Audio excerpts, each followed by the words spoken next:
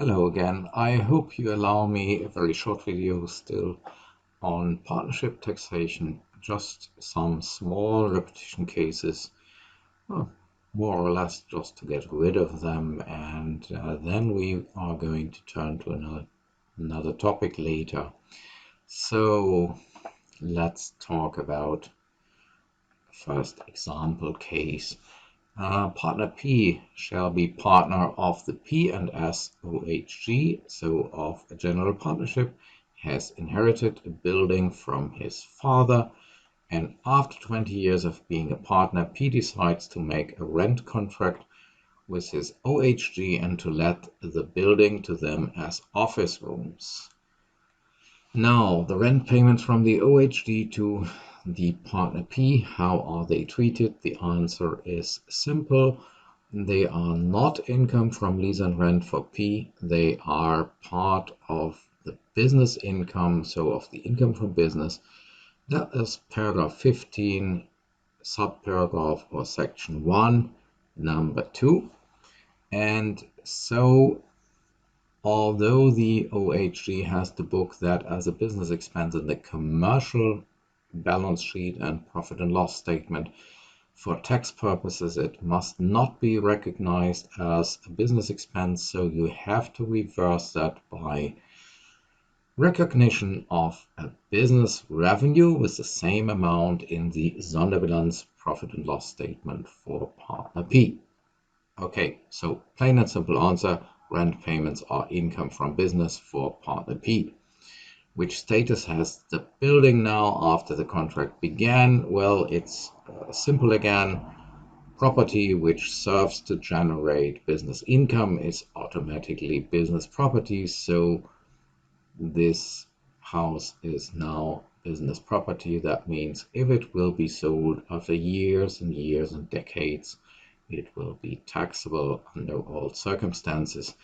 And what happens to the house when the contract is begun? And the answer is again plain and simple. First it was private property, now it turns into business property, and by definition making private property into business property is a contribution, so we have to treat that as a contribution. Okay, example 2.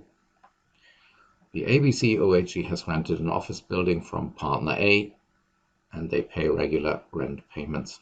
When A dies, the share in the partnership goes to his child A1, but the house is inherited by child number 2, so A2.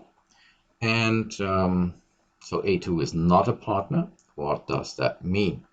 Well, the rent payments now are paid by an OHG to somebody who is not a partner, so they are accepted as a business expense because now that contract is no longer between a partner and the partnership, but now between A2 and the partnership, which is something different.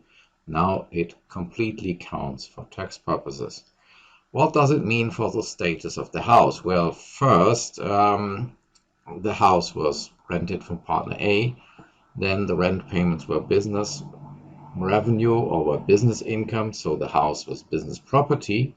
Now in the hands of A2, their rent payments are no longer business income, but income from lease and rent.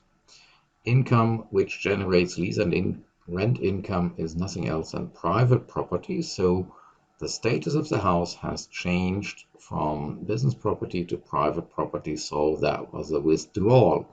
And as you remember from the very basic lectures in general introduction of or into tax law, you know that when you change the status of property from business property to private property, when there is a withdrawal, you have to treat that as if that asset had been sold at the market value at that time, and the gain which is then supposed has to be taxed according to the usual rules. So here a mass probably of hidden reserves has to be disclosed and causes tax burden. Yeah, another example. Father F is the partner of the famous grandfather and father OHG. Now father is evidently originally the son, you see.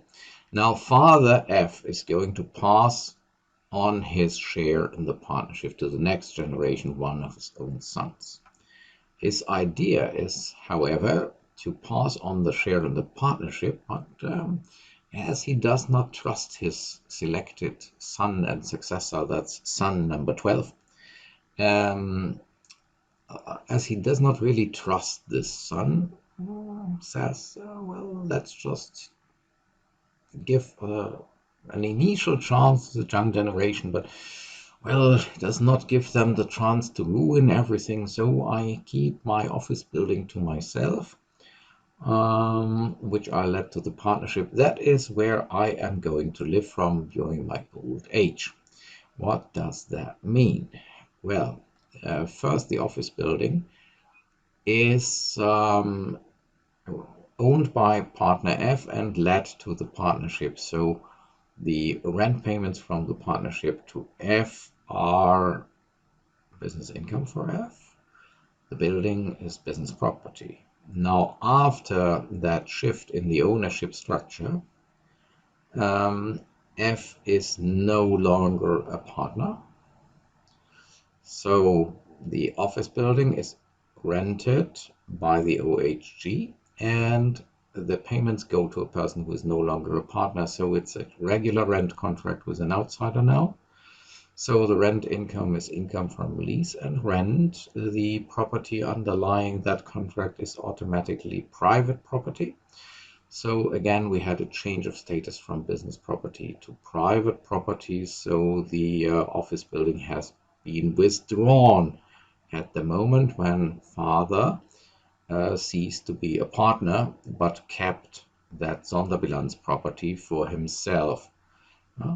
That's easy, by the way. Who has no longer a business, neither on his own nor as a partner. Who has no longer a business can no longer have business property. So any remaining property which served the business first can afterwards only become private property. And that is here a very, let's say, detrimental consequence, because again, all the gains in value since that office building has first been used for the OHG will have to be disclosed in text.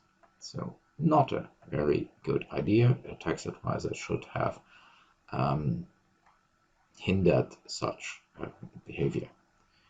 Partner P is partner of an OHG and let his office building to the OHG. Later, P says, I find a new interesting tenant who is willing to pay considerably higher rent per month, let's say 20% more per month. And so P says, okay, forget about my own OHG. I am going from the next possible date onwards to let my office building to that other firm. So terminates the contract with the own partnership and takes another one.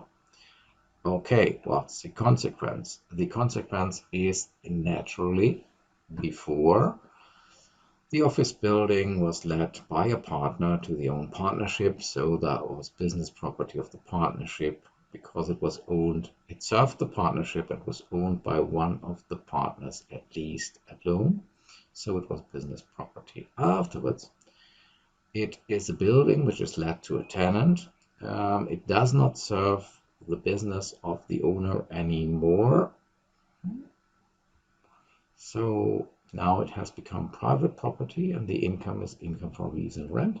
Again, we have the status change from business property into private property. So again, we have the nice effect that we have the withdrawal. So also here, a tax advisor would probably have tried to stop that idea and to bring away P from those plans. At least one would have thought if there might be another construction which avoids a withdrawal. For example, to transfer the building first into a GmbH and Co. KG, which triggers that structure regulation or structure rules, which say according to the structure of the partnership, everything it owns is automatically and eternally business property. That could have saved the whole construction and could have avoided the whole catastrophe. Okay, that was just my small remarks on some few repetition cases to sum up some basics here.